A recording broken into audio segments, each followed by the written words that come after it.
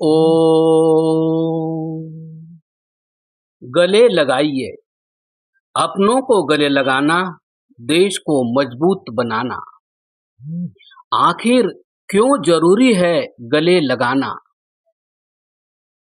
भारत के प्राचीन इतिहास को पढ़ें तो उस समय के वैभवशाली समाज को देखकर आज भी गर्व होता है।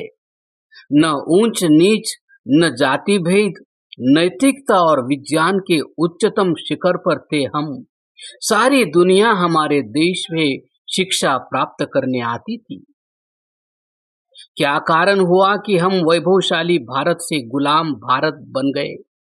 गहराई में जाएंगे तो आप पाएंगे इसके पीछे का सबसे बड़ा कारण है भाई भाई में ऊंच नीच का भेदभाव होते चले जाना।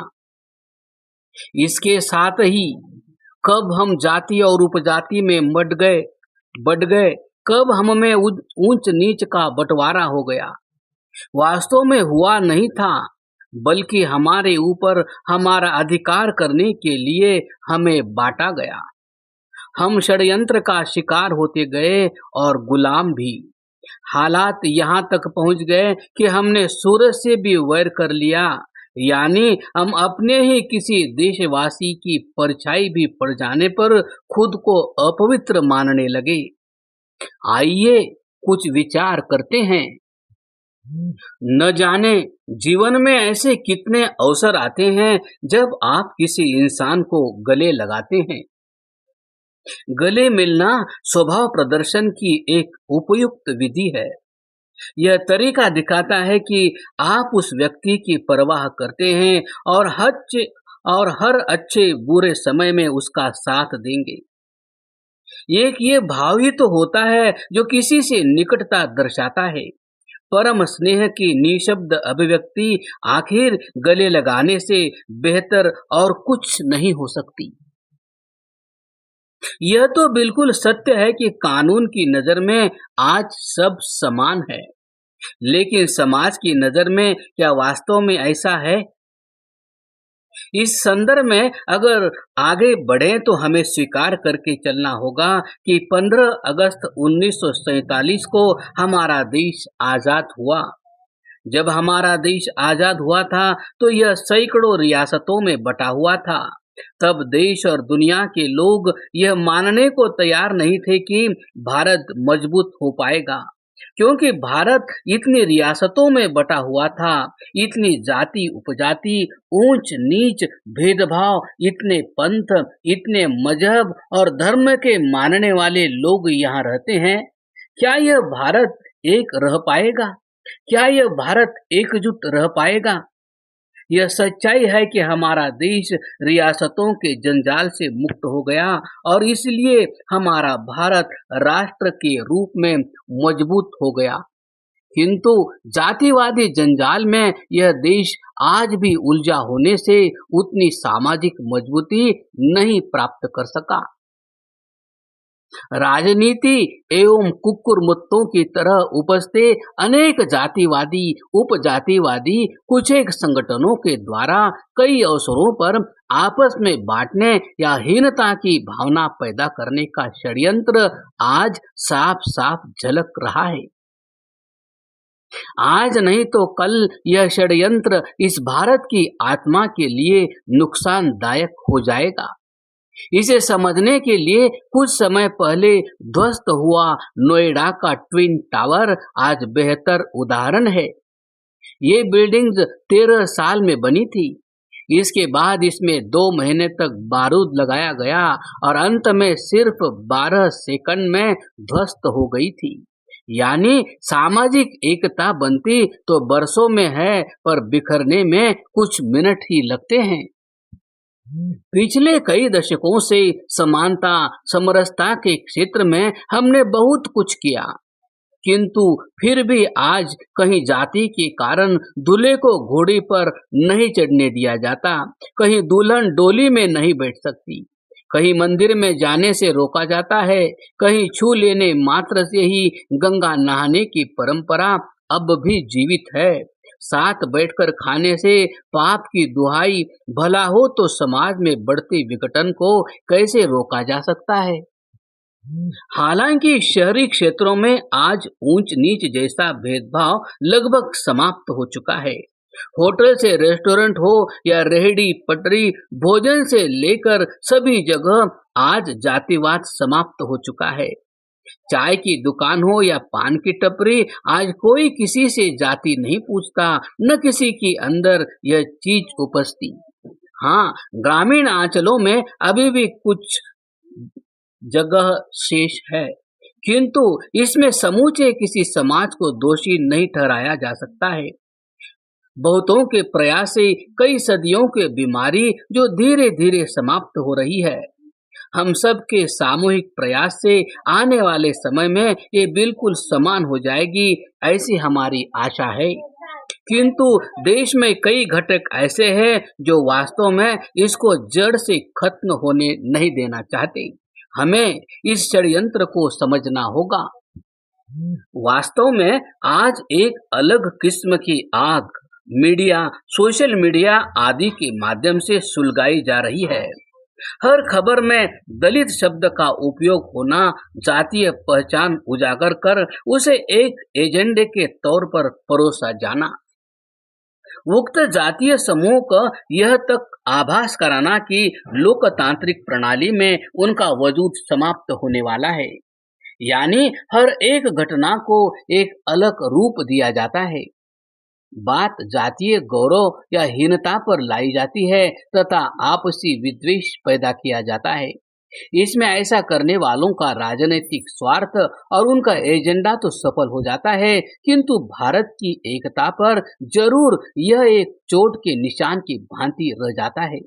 आज भी अनेकों शक्तियां भारत को मूल रूप से कमजोर देखना चाहती है और हमारी कमजोरियों को उभारने में अपना साधन खर्च करती है।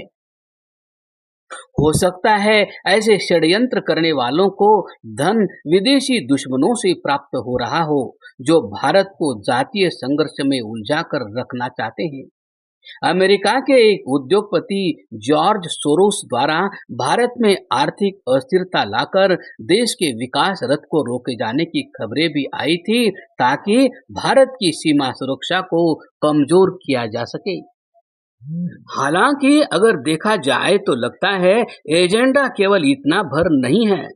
जातीय विद्वेष, जातीय नफरत, गरीबी, अशिक्षा, असमानता जहां कहीं भी है, उसका लाभ लेने में अनेक एजेंसियां शामिल हो जाती है। कुछ लोग गरीबी तथा जातीय विद्वेष का लाभ धर्मांतरण के लिए कर रहे हैं, तो कुछ इसका लाभ भारत की प्राचीन संस्कृति को मिटाने के लिए कर रहे हैं। यहाँ डॉक्टर भीमराव जी अंबेडकर जी का कथन बड़ा प्रासंगिक है। उन्होंने कहा था, भारत में ही रहूंगा और भारत की जो परंपराएं रही है, भारत की जो संस्कृति रही है, भारत की अन्य जो विधाएं रही है, उन सारी चीजों को ध्यान में रखकर भारत को एक सशक्त भारत बनाने में मैं अपनी महत्वपूर्ण भूमिका का निर्वाह करूंगा। यह उनका एक संकल्प था। उन्होंने यह कभी नहीं सोचा कि भारत में हमारी उपेक्षा हुई है। भारत में मुझे समय समय पर अपमान झेलना पड़ा है, तिरस्कार झेलना पड़ा है। मैं भारत छोड़कर दुनिया के कहीं दूसरे देशों में चला जाऊंगा या भारत के पतन की अभिलाषा करूंगा। किंतु आज इसके विपरीत भीमराव जी का नाम लेकर, उनके उपासक बनकर मौखिक रूप से उन्हें अपना आदर्श मानने वाले ऐसे कई प्रपंच रच रहे हैं जो सामाजिक स्तर पर भूचाल लाने के लिए काफी है। क्योंकि आर्य समाज ने बहुत पहले इनके इरादे भांप लिए थे और एक नारा दिया था, गले से लगा लो इन्हें वरना यह लाल गैरों के हो जाएंगे। आज हमें दशकों पुराने इस आंदोलन तथा नारे को पुनर्जीवित करना होगा, सार्थक करना होगा। जब वो जातीय विद्वेष को फैलाने की बात करेंगे, हम उन्हें गले लगाकर समानता का एहसास देंगे। आज सोशल मीडिया पर अनेकों चैनल, फेसबुक पेज केवल और केवल नफरत फैलाने और जातीय सम्मान के नाम पर जातीय नफरत फैलाने का कार्य कर रहे हैं। इनके लाखों की संख्या में फॉलोअर्स भी है। आखिर इनको चलाने में पैसा भी लगता है, तो कौन कर रहा है इनके लिए निवेश? इस प्रश्न का उत्तर भी खोजा जाना चाहिए। एक किस्सा यहाँ बेहद जरूरी है। एक बार किसी ने स्वामी दयानंद सरस्वती जी से पूछा था कि आप कैसे सन्यासी हैं जो नाई की रोटी खा रहे हैं? इस पर स्वामी जी का सरल सा जवाब था कि नहीं भाई, मैं तो आटे की रोटी खा जाता हूँ। यही नहीं, एक प्रसंग महाभारत का भी है, जब राजा बने योगीराज कृष्ण ने अपने मित्र सुदामा की गरीबी को नहीं देखा, न उससे राजा की तरह मिले, बल्कि उसे गले लगाकर समानता का एहसास कराया और उसकी सहायता भी की थी। श्री राम जी का शबरी के साथ बैठकर बेर खाना हमारे इतिहास की सामाजिक समरसता का वह उदाहरण है जिनसे हम सीख सकते हैं। यानी वो ऊंच नीच की बात करके सामाजिक विखंडन पैदा करने का षड्यंत्र रचेंगे, तो हम उन्हें गले लगाकर निकट लाकर अपने पूर्वज ऋषि महर्षि की तरह समरसता का अनुभव कराएंगे। वो अमीर गरीब की खाई पर वितंडा खड़ा करेंगे, तो हम आर्थिक रूप से जिस लायक होंगे उन्हें गले लगाकर इस खाई को पाटने की कोशिश करेंगे। वो उन्हें दलित कहकर किसी के अंदर जातीय पीड़ा को जन्म देंगे, हम उन्हें भाई कहकर गले लगाकर उस पीड़ा को गौरव में बदल देंगे। हम अपने पूरे दल बल शक्ति के साथ खड़े होंगे। समाज में आज भी जो लोग वंचित हैं, ऐसे लोगों को गले लगाने व सुखी बनाने से हमारे समाज में समानता आएगी, लोग सुखी होंगे, राष्ट्र मजबूत होगा तथा जातीय एजेंडा खड़ा करने वाले बेनकाब होंगे। समाधान के रूप में हम अपने देश की मजबूती के लिए यह कहना चाहेंगे कि आप इस समस्या को गहराई से सोचें और समाधान में अपना सप्रेम सहयोग प्रदान करें। गले लगाने का तात्पर्य यहाँ मदद, उपकार, सहायता और किसी का जीवन ऊपर उठाने से ही है। जैसे अगर आप इस योग्य हैं कि किसी जरूरतमंद को छोटा मोटा व्यवसाय आरंभ करा सकते हैं, तो जरूर सहायता करें। अगर आप इस योग्य हैं कि किसी निर्धन परिवार के बच्चों को पुस्तक, कपड़े या शिक्षा संबंधित कुछ जरूरी सहायता कर सकते हैं, तो यह भी देशभक्ति ही है। आप इस योग्य हैं कि किसी जरूरतमंद परिवार की बेटी की शादी में अपने ओर से कुछ सहायता कर सके, तो यह भी आज के समय की देशभक्ति ही है और ये ही वास्तविकता में देवी की पूजा है। इसके अतिरिक्त भी आप कई अन्य माध्यमों से किसी की भी मदद कर उन्हें अपनापन, समानता, बंधुत्व का संदेश दे सकते हैं। आर्य समाज का यही मिशन है कि भारत वर्ष 2047 तक, जब वो अपनी आजादी के 100 साल पूरे होने का जश्न मना रहा होगा, तब हम समाज में गर्व के साथ समानता का परचम भी फहरा चुका होंगे। आप कुछ भी न कर सके तो त्योहार या उत्सव पर उनके घर जाएं या उन्हें अपने घर बुलाएं, प्रेम से मिले। किसी जरूरतमंद के लिए स्नेह का स्पर्श भी बहुत बड़ी शक्ति का कार्य करता है। अतः संसार में वही कृष्ण स्वरूप है जो अपने से निर्धन के लिए हृदय के द्वार खोल दे। जो भी धनी है उसे यह जरूर सोचना होगा कि परमात्मा की कैसी कृपा रही उस पर, जो उसे किसी जरूरतमंद की सहायता के लिए योग्य बनाया। सोचिए, जो आपसे प्यार व सहयोग की अपेक्षा रखता है, आपका छोटा सा सहभाग उसके जीवन में कितना बड़ा परिवर्तन ला सकता है, उसे ऊपर उठाने में कितना काम आ सकता है।